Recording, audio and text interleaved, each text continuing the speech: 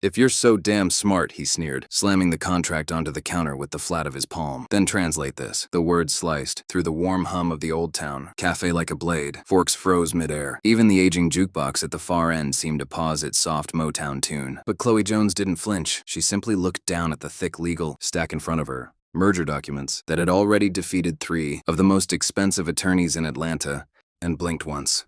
She was 19, black, wearing a faded gray apron that smelled faintly of hash browns and coffee. And yet for a moment, she stood taller than the man in the crisp navy suit glaring at her. Liam Thorne was not a man used to being questioned.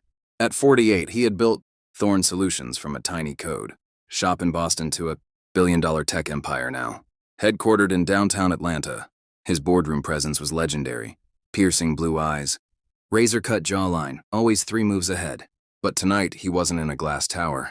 He was in a diner with chipped formica, tables and flickering neon because his deal, a billion-dollar merger that would secure his place in the pantheon of tech titans, was falling apart, and he needed a place to think.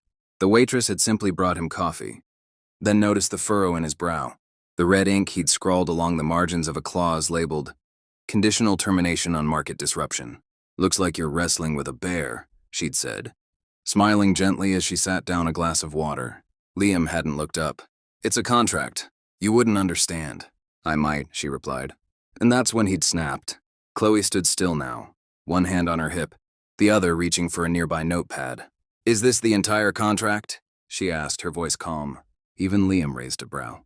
"Does it matter?" "It does," she said. "Context changes things." He didn't answer. He just gestured with a shrug, as if giving a child permission to play with something dangerous, and watched.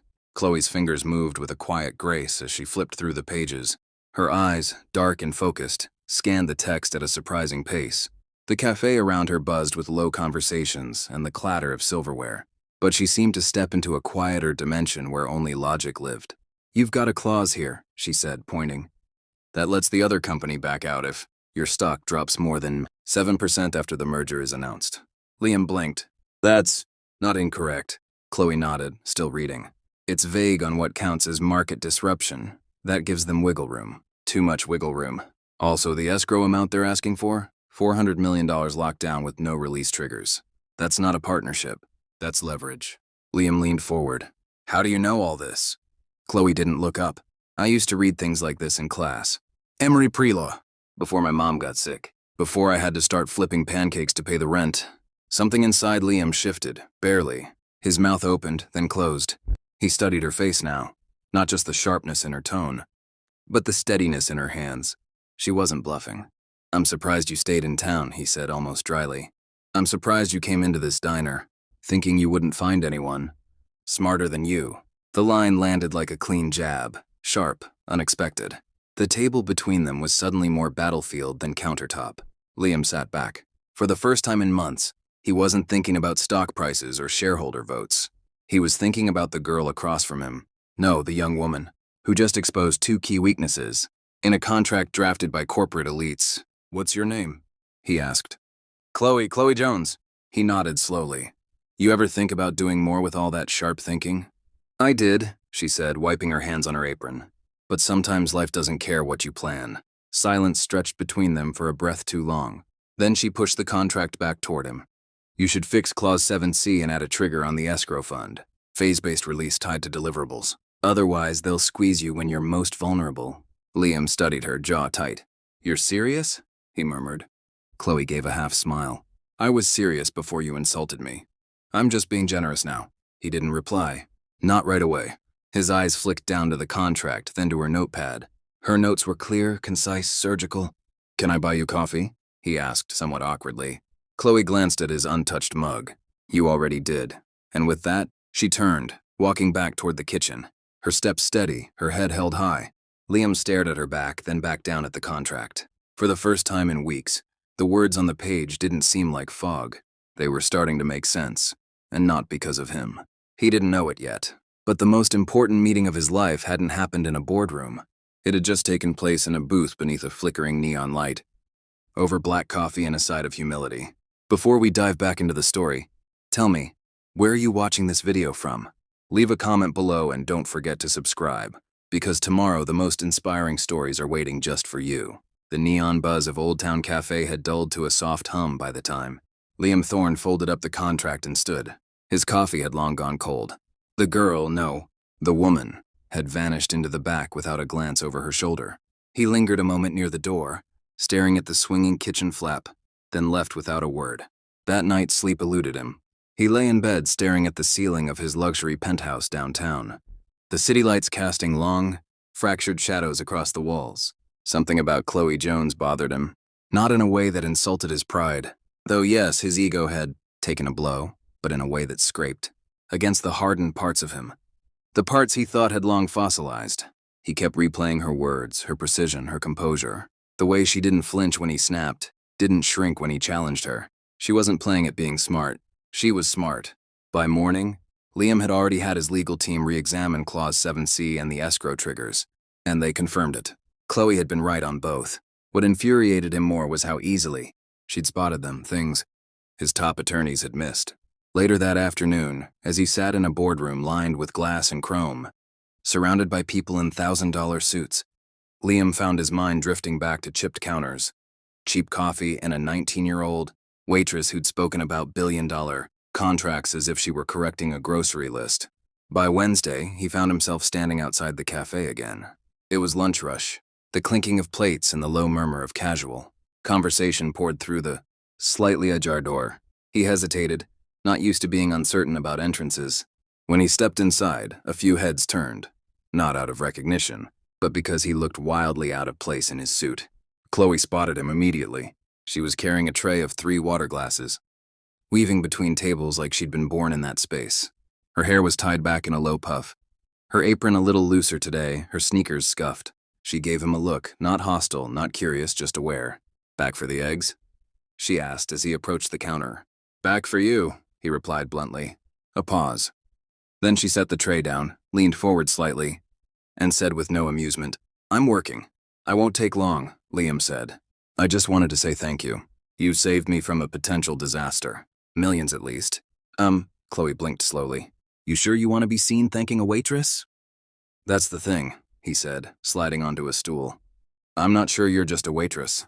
She tilted her head, arms crossed. "Now what else do you think I am? Someone who understands systems. Someone who sees through language. Someone who, given a chance, might outthink every junior associate in my firm."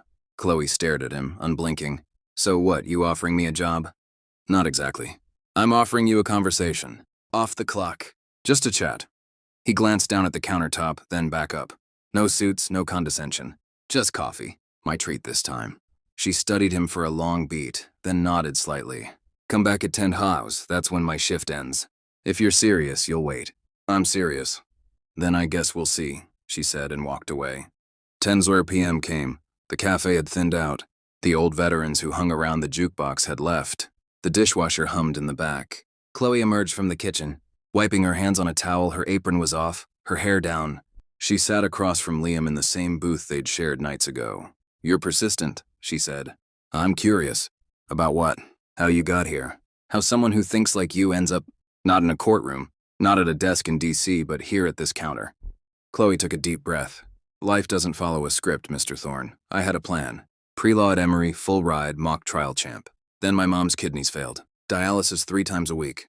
Medicaid barely covered it. My little brother started getting into fights at school. Bills piled up. School had to wait." There was no pity in her voice. Just fact, delivered cleanly.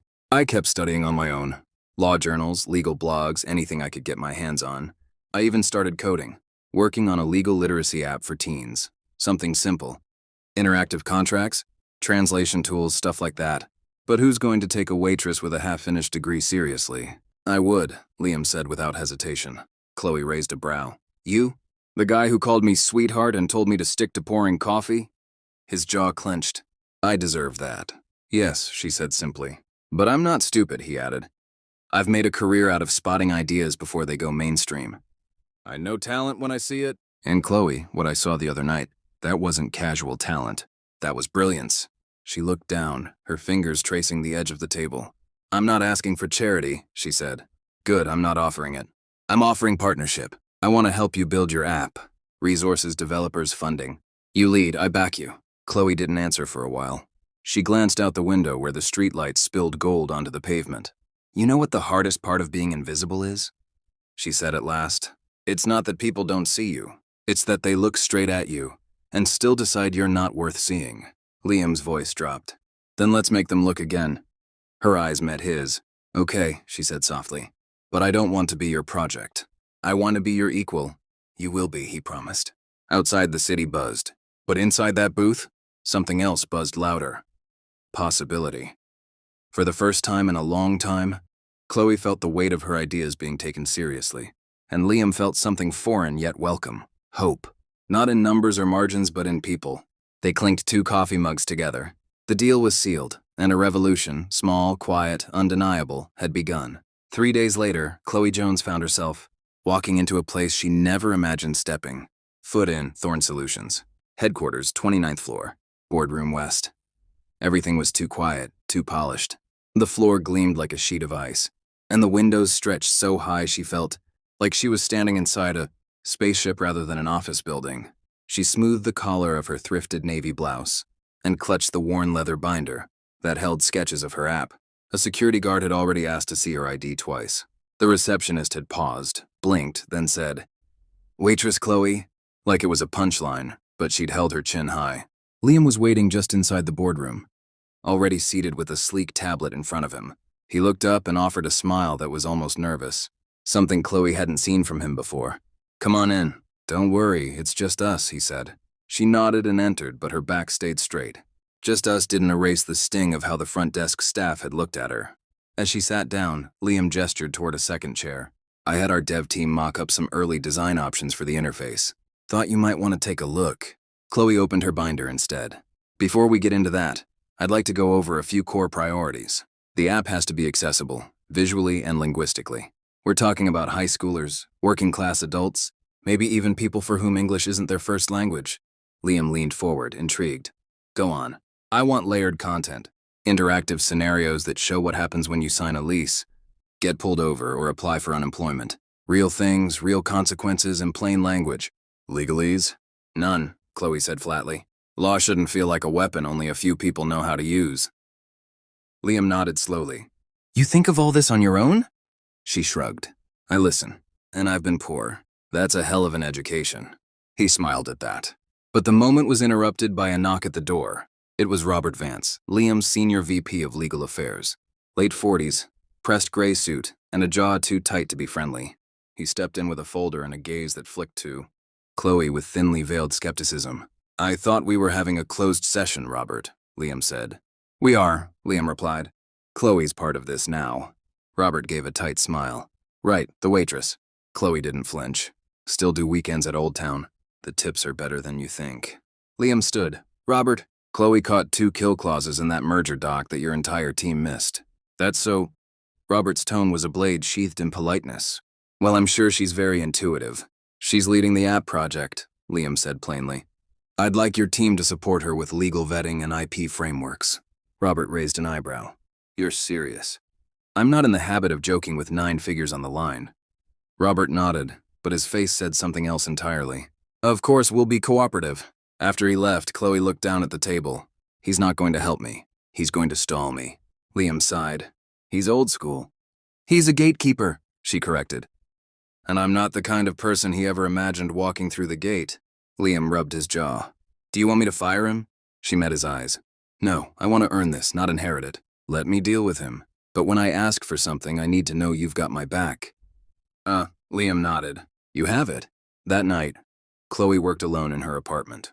Her little brother, Malik, sat on the couch, behind her doing algebra, homework, while their mom dozed on a recliner, nearby with a heating pad on her hip.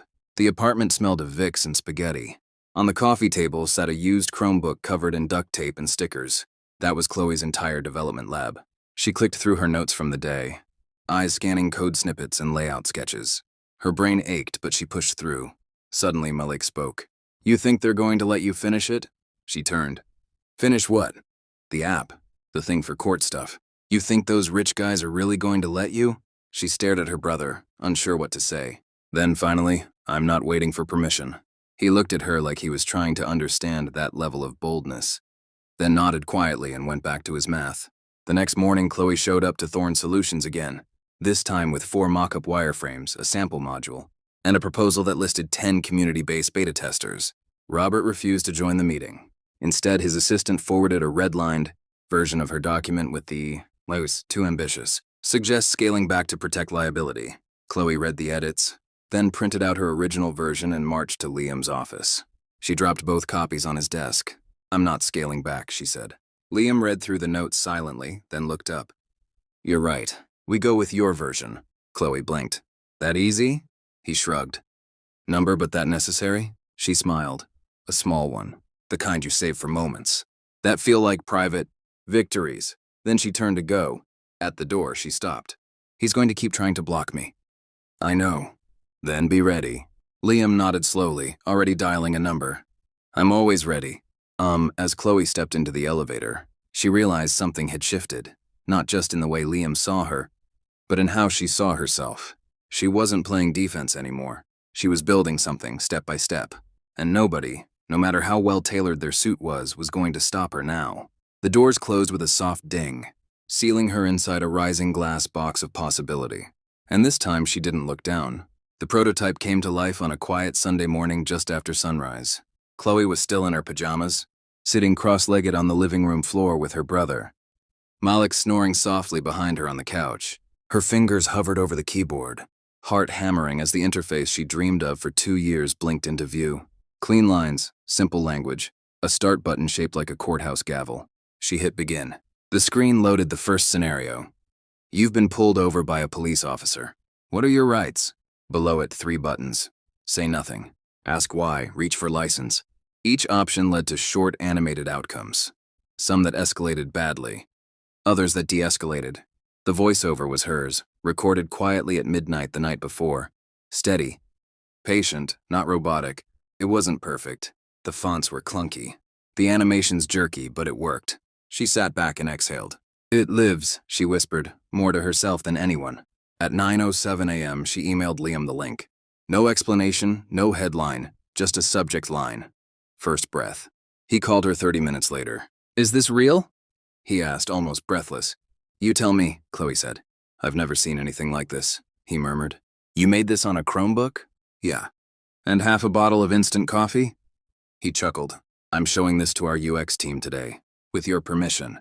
"You don't need my permission," she said. "You need my voice in the room."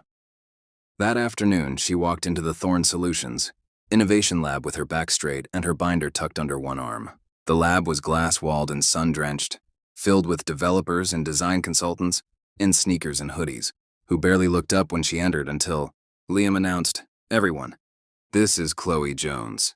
She built what you're about to see from scratch, and she's leading this project moving forward." That got their attention. Some nodded respectfully, others exchanged glances, unreadable. One woman, mid-30s with pink hair and a Stanford hoodie, smiled and said, "Hell yeah." Chloe connected her laptop and launched the demo. For 15 minutes, the room was silent except for the clicks of the mouse and the voices from her app. Scenarios, choices, legal explanations in plain speech. At the end, a round of applause broke out. Not thunderous, but real. A developer named Luis leaned forward. "We can polish the animations, optimize for mobile, but the flow is intuitive. The logic path's tight." "Where'd you learn design?" asked another. Chloe shrugged. "From mistakes, and from watching how people get hurt when they don't know their rights." Over the next 2 weeks, Chloe became a fixture in the lab. She sat through UI debates, led storyboarding sessions, and held team huddles at 10 p.m., fueled by diner leftovers and vending machine coffee. She was younger than everyone, less formally educated, and the only black woman in most rooms. But none of that stopped her. Liam, true to his word, backed her at every meeting, but he also watched closely. As Chloe began forming a leadership style that was nothing like his, she asked questions more than she gave orders. She let junior designers test ideas before senior ones. She listened, and the app evolved. It wasn't just Lawbridge anymore. It was a movement. Then came the school pilot. Chloe had suggested testing the app in 3 Atlanta high schools with at-risk youth. She and Malik printed flyers, created QR codes, and handed them out outside football games and bus stops. On a chilly Tuesday morning, Chloe stood in front of 30 high school seniors at Langston Prep, presenting Lawbridge on a classroom projector. She wore a blazer over her diner uniform. It was the only professional jacket she owned. You ever wonder what happens if a landlord keeps your deposit? She asked the class. A girl in the back raised her hand. They keep it. You can't do nothing. That's what I thought too, Chloe said. Until I learned that there's a legal deadline. And if they miss it, you can file a claim. No lawyer needed, just a form. The class leaned in. Not out of obligation, out of genuine curiosity. Afterward, one of the students stayed behind. He was tall, skinny, with sad eyes and a tear-shaped scar on his cheek. You really make this? He asked. Every word, she replied. My mom, she signed some papers last year. She didn't understand them. Now we're getting evicted. Chloe's chest tightened. Show me what she signed. I'll walk you through it. He nodded, then whispered. No one ever talks to us like we matter. Chloe watched him walk out, her throat burning. She knew that feeling, being talked over, being invisible. Later that night, she sat on the fire escape of their apartment building. Laptop balanced on her knees. Liam called. You okay? He asked. She told him about the student, about the pilot, about the number of users already engaging with the beta app. You've started something, Chloe, he said softly. Do you realize that? I don't want it to be mine alone, she said. I want it to belong to every kid who ever had to sign something they didn't understand. Liam was quiet for a moment. Then he said, Come in tomorrow. We're going to talk scaling, funding, and putting your name on the masthead. She stared out into the city. Streetlights flickered below. Sirens wailed in the distance. She felt tired to her bones, but alive in a way she hadn't in years. Okay, she whispered, but you better be ready to build something they can't ignore.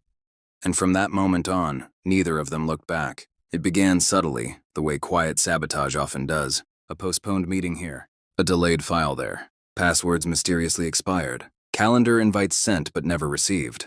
Chloe noticed the pattern in the second week after Lawbridge's school pilot went public. What had once felt like momentum now moved in slow drag.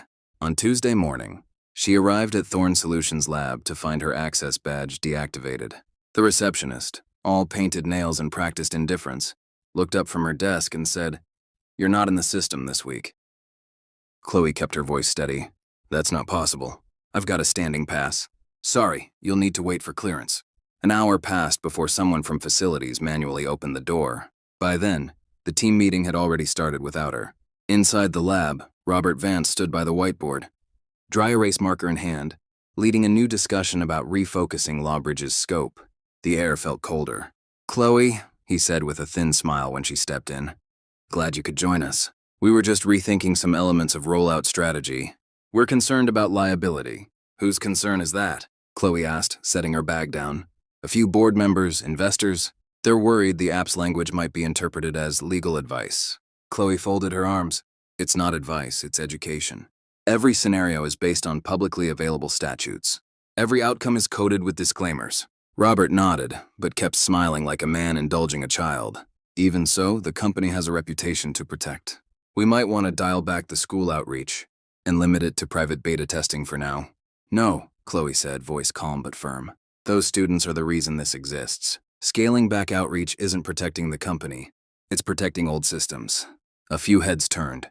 Liam wasn't in the room. Robert closed the cap on his marker and stepped closer.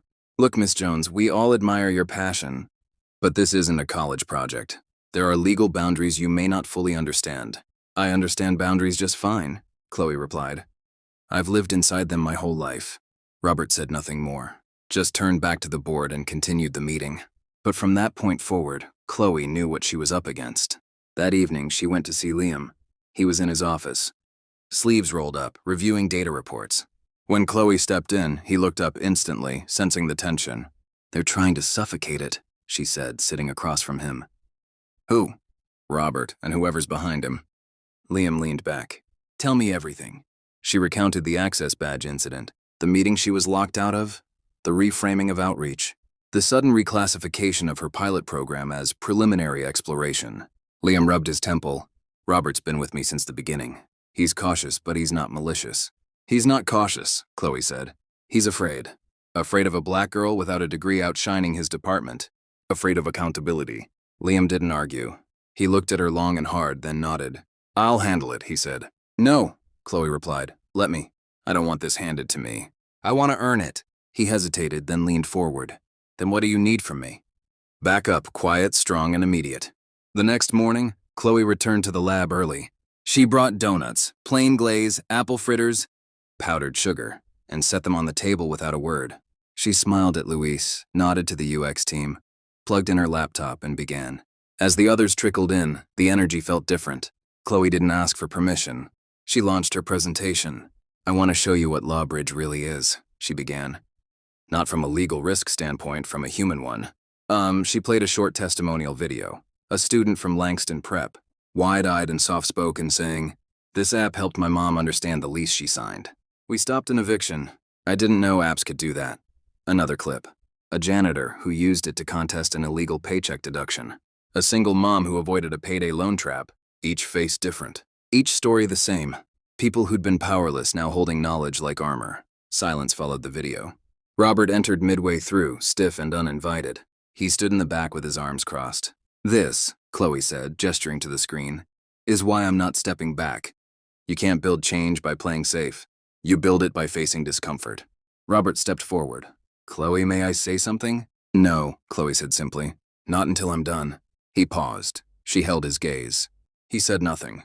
Liam walked in seconds later. Slow, deliberate. He stood beside Chloe without saying a word. "I've seen what she's building," he finally said, facing the room. "And I've never been more certain of anything. This company was founded on risk. If we back down now, we betray that legacy." Robert looked from Liam to Chloe, then back. "Understood?" he muttered. After the meeting, several developers came up to Chloe, nodding, some shaking her hand. One said, "I've got a cousin who needs this app. Let me know how I can help."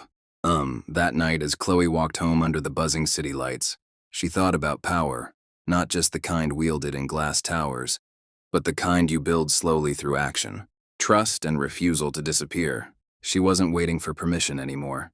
She was rewriting the terms. And this time she wasn't doing it alone. Chloe sat at her kitchen table past midnight, laptop glowing faint blue against the yellowed walls of the apartment. Her mother was asleep in the next room, and Malik was on the floor nearby, headphones in, trying to finish his geometry homework. The soft tapping of Chloe's fingers filled the silence, broken only by the occasional page flip or chair creak. Her eyes were red, not from crying, but from reading the same document for hours, line by line, clause by clause, dissecting every footnote in the final merger agreement between Thorn Solutions and Kessler Solutions. Something didn't sit right. She'd reviewed the summary at least a dozen times, but the language in a schedule titled Contingency Triggers was unusually vague. One paragraph in particular caught her eye. In the event of a market-based valuation event resulting in a temporary decline exceeding 7% of pre-merger market cap, Kessler retains the right to withdraw from the agreement without penalty. That word temporary suddenly jumped at her. "Malik," she said, pulling the earbuds from his ear gently. "Look at this sentence." He groaned. "Chloe, I'm not even passing English. You think I know what market-based valuation means?" She smiled slightly, then turned back to the screen. "It means they can walk away from the merger if Liam's stock drops 7%. Just for a day, they could tank his value with a rumor, trigger this clause, and leave without owing a dime." Malik blinked. "That's messed up." "Yeah," Chloe whispered, "it is." By the next morning, she was at Thorn Solutions by 6:45 a.m., waiting outside the building with a coffee she barely sipped. She watched the sunrise reflect off the glass tower like a warning. As soon as security opened the lobby, she bolted up to the 29th floor. Liam wasn't in his office yet, so she went straight to the legal archives. With help from the sleepy-eyed intern, she pulled up every version of the contract and began tracing the evolution of the clause. It had been clean in earlier drafts. Then, 3 weeks ago, a revision from Kessler's side slipped in the word temporary. Just that, a single word. By 8 a.m., Liam walked in, carrying a phone to his ear, looking distracted. He paused when he saw her already inside. "Liam, I need 5 minutes," she said. He hung up. "What's going on?" She placed the printed page in front of him. "This clause, Schedule F, it's a trap." He scanned it, frowned. "I've seen this. We reviewed it with Robert's team number. They skimmed it. Or worse, they missed it. Look closer. If your stock dips for even 1 day, Kessler can void the deal and keep their options open. No penalty, no consequences, and right now you're exposed." Liam's expression shifted slowly. Disbelief, then concern, then a slow, simmering anger. "Why the hell would they put this in at the last minute?" "Because they're playing you," she said.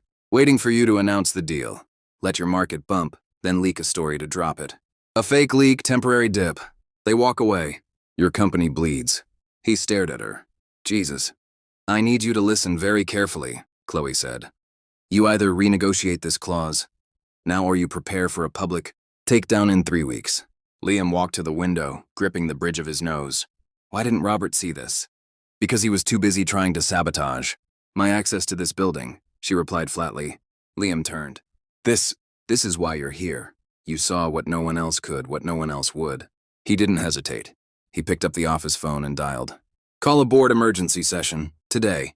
I want legal, PR, and M&A in the conference room by 10. We're rewriting this deal. Later that morning, Chloe sat silently at the end of the long, polished table in the executive boardroom. Her seat wasn't labeled, no nameplate, but everyone there knew who she was now. Robert entered last, his face tight. He didn't look at her. Liam opened the meeting without preamble. We're pulling Clause F, redrafting the language. Chloe Jones identified a loophole that could have sunk this company. She brought it forward. She's the reason we're still in control of this deal. There was a stunned silence. Robert finally spoke. With all due respect, we vetted that clause thoroughly. No, you glossed it, Liam said. She caught what you didn't. From now on, all merger documentation passes through Chloe's desk first. A few executives exchanged glances. One board member, a woman in her 60s, silver hair, sharp eyes, leaned forward. Chloe, she said, how did you learn to spot something like that? Chloe met her gaze calmly. I've been taught to read the fine print my whole life because people like me aren't given second chances. We have to get it right the first time. The woman nodded slowly. Good answer. After the meeting, Robert cornered her in the hallway. Enjoy the spotlight while it lasts. Huh?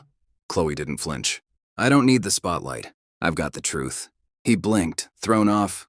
And unlike you, she added, I don't need a title to make a difference. She walked away without waiting for a response. That evening, Liam found her in the lab, bent over her laptop again. He placed a folder in front of her. What's this? She asked. Your official appointment. Director of Legal Innovation. Effective immediately. Full salary, full benefits. Chloe opened the folder and stared at the letterhead. I thought you said I didn't need a title, she said quietly. You don't, he replied. But they do. And they'll think twice before underestimating you again. She smiled, tired, steady. Thank you, she said. But we're not done yet. No, he agreed. We're just getting started. And in that quiet lab surrounded by code, coffee cups, and the faint hum of a server rack, justice began to feel like something not just possible, but inevitable. Chloe's name hit the press before she was ready. It began with a headline buried 3 clicks deep on a tech gossip site. Waitress turned legal prodigy, Thorn Solutions. Bold new bet. Then came the tweets, the LinkedIn posts, the think pieces. By midweek, her inbox had exploded. Some praised her as the face of a new era. Others accused Thorn Solutions of manufacturing a diversity story. A few just scoffed. Is this what Silicon Valley's come to? High school dropouts running legal ops? Chloe tried to ignore it. She poured herself into finalizing Lawbridge's codebase, testing user experience flows, overseeing community partner trainings. The app was just days from launch, and still the noise kept getting louder. Then came the email from Investor Relations. Subject, urgent, concerns raised by Tier 1 investors. The body of the message was short and brutal. Several major stakeholders had voiced discomfort with Chloe's central role in product leadership. They requested clarification on her credentials and whether she had the experience to helm something with significant reputational risk. She stared at the screen, unmoving, not shocked, just tired. That evening, in a closed-door meeting with Liam, legal counsel, and 2 members of the board, the issue was laid bare. We're not questioning her. Intelligence, said a man in a navy, pinstripe suit with a Princeton lapel pin, but it's unprecedented. No degree, no traditional resume, and she's about to be the face of our most visible launch in years. Your real concern, Chloe said, is that I didn't come from your world, and yet here I am, outperforming people who did. The man blinked. That's not fair. No, she replied. It's accurate. The general counsel, a woman named Karen Cho, cleared her throat. From a purely legal standpoint, there's no issue. Chloe's title is accurate. Her contributions are documented. She's filed IP under her name. The backlash is emotional, not structural. Liam stood then. He hadn't spoken much during the meeting, but now his voice cut through the tension. I hired Chloe because she saw what none of you saw. She saved this company from a billion-dollar sinkhole. She's led a product that before she touched it was just a half-baked concept on a pitch deck. And if this board forces me to choose between her and placating a few donors, who are afraid of change? I will choose her every time. Silence. Chloe looked down at her hands. They were trembling. She folded them into her lap. After the meeting, Liam found her in the hallway. You okay? No, she said honestly. He nodded. Good, you shouldn't be. You're carrying more than you should have to. They don't see me, she whispered. Not really. Oh, they see you, he said. They're just terrified of what you mean. Chloe returned to the lab that night, but she didn't code. She sat alone at the far window, staring down at the city below. Lights glittered like scattered glass. A freight train groaned somewhere in the distance. Her phone buzzed. A text from her brother Malik. Saw the news. Don't let them talk slick. You're the real deal. Always were. She smiled, just a little. Then she stood, walked to the whiteboard, and wrote 3 words in bold marker. Launch on time. The next morning, Thorn Solutions' PR team presented her with a revised script for the launch announcement. Polished, sterile, safe. She read it once, then placed it gently on the table. No, she said. We just want to make sure nothing is controversial. One executive offered. Justice is always controversial, she replied. She wrote her own speech that night. Not for approval, for truth. The day of the launch, the auditorium was packed. Reporters, developers, school officials, community organizers, investors. Liam opened with a short welcome, then stepped aside. Chloe walked out alone. No music, no fanfare, just her and a microphone. Good morning, she began, voice steady. My name is Chloe Jones. I was raised 6 blocks from here. I've waited tables, changed bandages for my mother, and helped my brother stay in school. And now I've helped build something that doesn't belong to a boardroom. It belongs to everyone who's ever signed something. They didn't understand and paid the price for it. She paused. Lawbridge isn't just an app. It's a flashlight in a room most people don't even know they're locked in. The room held its breath. This isn't about me. I don't need applause. I need you to listen to what happens. When people get tools, they were never meant to touch, and use them to stand taller. She looked out into the crowd and finished simply. Justice shouldn't be reserved for the fluent. It belongs to all of us. Today we begin proving that. When she stepped off stage, the silence broke into a roar. Reporters shouted. Phones flashed. People stood, not out of politeness but belief. And Chloe, she didn't smile. Not yet. There was still work to do. 2 hours after the Lawbridge launch, Chloe sat alone in a side conference room at Thorn Solutions headquarters. The cheers had faded. The cameras were gone. But her heartbeat still hadn't returned to normal. She had delivered the speech. She had stood in front of a crowd of decision-makers, investors, skeptics, and reporters and spoken from the marrow of her experience. But now came the harder part. The attention. A knock on the door broke her silence. It was Luis, one of the UX developers, holding a tablet in his hand. You should see this, he said, voice trembling with disbelief. We're trending. He turned the screen toward her. On the homepage of a major tech news outlet, a photo of Chloe at the podium stared back at her. The headline read, "The future of law is here, and she wears sneakers and speaks truth." Below that, an embedded video already had 1.2 million views. Comments flooded in. Everything from "this girl is brilliant" to "why hasn't she been hired by the White House yet?" And, of course, a few venomous ones. Affirmative action at its finest. Where's her degree? Another media stunt. Chloe handed the tablet back. I don't care about trending, she said. Louise smiled. That's why you are. She thanked him, then pulled her phone from her pocket. There were over 100 texts, some from journalists, others from former classmates, even a message from her high school debate. Coach who wrote, "Told you the fire." She scrolled slowly until she reached a name that made her pause. Liam Thorne.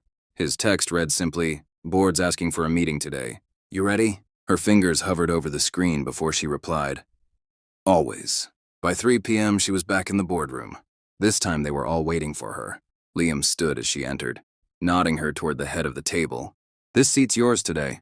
Chloe sat back straight, shoulders square. She wasn't pretending anymore. She had already stepped into the storm. Now she was guiding it. An older board member, Miss Ellen Briggs, white hair, thick glasses, and a quiet intensity cleared her throat. "Miss Jones," she began, "the response has been overwhelming. Investors are calling. Community leaders, even the mayor's office. We're looking at federal interest." "I understand," Chloe said, "but there's concern," Ellen continued. "The platform's reach is growing rapidly. There are legal implications we hadn't forecasted, and some feel it might be prudent to bring in external leadership, someone with policy experience to co-lead with you." Chloe let the words hang in the air before replying. I appreciate the concern, but I'll remind you, I've led every decision this app has made. Not out of guesswork, but necessity. I built Lawbridge because I lived the gap it's trying to close. And with all due respect, I won't be managed into silence by a co-leader with no skin in this fight. One of the younger board members leaned forward. But with federal contracts looming, then it's more important than ever that the person leading this isn't just fluent in systems, Chloe said, but grounded in the lives this app touches. Liam said nothing, but his eyes gleamed with quiet pride. Ellen folded her hands. Then we'll follow your lead, but be prepared. The next few weeks won't be easy. Success rarely is. After the meeting, Chloe walked through the corridors of Thorn Solutions and noticed something strange. People were smiling at her, not politely, not awkwardly, but warmly, like they finally saw her as more than an exception, maybe even as a leader. She returned to the lab and was surprised to see a small group gathered around the main monitor. Luis looked up. You're going to want to see this. The screen displayed a breaking news banner. President's office reaches out to Lawbridge for potential collaboration on National Digital Literacy Plan. Chloe stared. Is this real? Luis nodded. They want a pilot version of the app adapted for federal use in community centers, free. The room buzzed, but Chloe wasn't smiling, not yet. Instead, she stepped outside into the alley behind the building. Cool wind brushed against her face. She pulled out her phone and dialed a number she hadn't used in months. The voice on the other end answered, cautious. Hello? Chloe Jones, she said. Remember me? A pause, then, of course I remember. I heard your speech. It was Professor Annette Sloan, Chloe's former pre-law mentor at Emory, the woman who once told her she had the sharpest mind in the freshman class before. Chloe dropped out without saying goodbye. I didn't finish what I started, Chloe said. You just finished something bigger, Sloan replied. I want to come back, Chloe said quietly. Not because I need the degree to prove anything, but because I want the education I didn't get to finish. On my terms. Sloan was silent for a moment. Then, your seat is still here. It always was. Chloe hung up and stared at the sky. Gray clouds loomed, but a strip of gold light broke through the edges. That night, she returned home to find Malik on the couch watching her speech again. You really said all that? He asked, eyes wide. She nodded. And I meant every word. He grinned. I told my teacher my sister made an app that might get on the president's phone. She laughed, soft and disbelieving. That's probably the first time I've ever made national news with a hoodie and no makeup. He leaned his head on her shoulder. Still looked like a boss. Chloe closed her eyes and let the moment sink in. She wasn't here because someone gave her a seat. She was here because she'd built her own table. And now everyone wanted to pull up a chair. It was nearly a year to the day since Chloe had first slid that thick contract across the counter to Liam Thorne, daring him to believe she could translate more than just legalese. Now she stood on a makeshift stage in a community center in Birmingham, Alabama, staring out at a room packed with kids. Parents, teachers, and elders wearing Sunday best on a Wednesday. Behind her, a banner hung from the ceiling in bold blue letters. Lawbridge, free legal education for everyone. The mayor sat in the front row. A local pastor. 2 members of Congress, but Chloe only had eyes for the rows of young people looking up at her. Like she was something between a teacher and a revolution. She took a breath. You ever been told to sign something without knowing what it meant? She asked the crowd. Murmurs of yes rippled through the room. One man in the back said out loud, more times than I can count. Chloe nodded. Lawbridge started because I watched my own mother sign away a medical payment plan she didn't understand. I watched my neighbors get evicted, arrested, trapped because no one told them what a clause meant. No one told them they had the right to ask questions. She paused. So I started asking. The crowd clapped, soft but honest. Now, thanks to partners across the country, Lawbridge is available in 27 states. It's in libraries, classrooms, probation offices, and even shelters. But more than anything, she said, glancing toward a cluster of students wearing black hoodies and earbuds, it's in your hands, and that's where it belongs. Afterward, people lined up to speak to her. A single mom asked if Lawbridge could help her fight a predatory rent-to-own agreement. A retired trucker told her he'd use the app to challenge a traffic fine. A teenager said it helped him understand the difference between a search warrant and intimidation. She stayed until every question was answered, every hug given. Later, she stepped out the back door of the center, breathing in the thick southern air. Liam was waiting by the car. He grinned. You know you just made 3 new politicians cry in public, right? Chloe rolled her eyes. They'll be okay. He handed her a cold bottle of sweet tea. You good? She nodded. Better than good. Because there's something else, he said, pulling an envelope from his jacket. What now? She asked, taking it with mild suspicion. Open it. Inside was a short letter, handwritten, neat.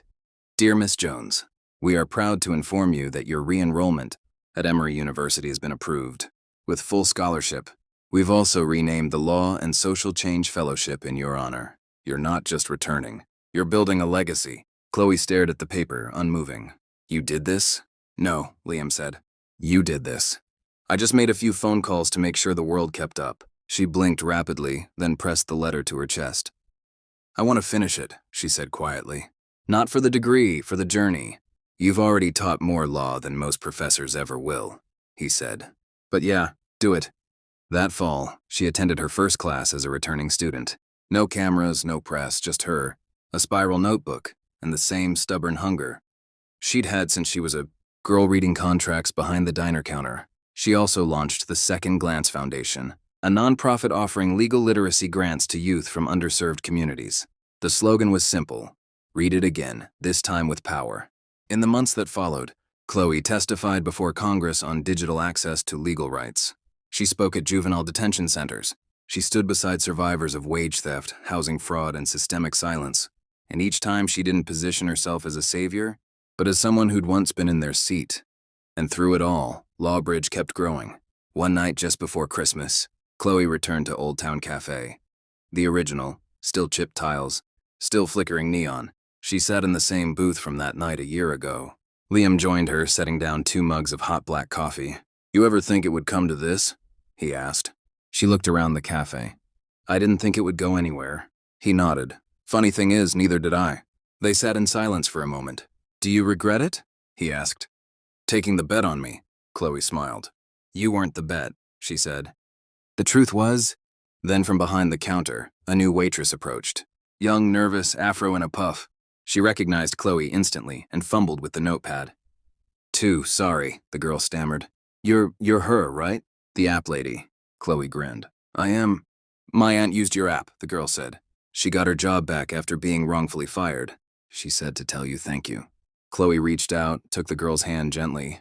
Tell her she did it herself. I just handed her the flashlight. As the girl walked away, Liam lifted his mug. To the ones who never got a second look, Chloe lifted hers too. And the ones who made them look again.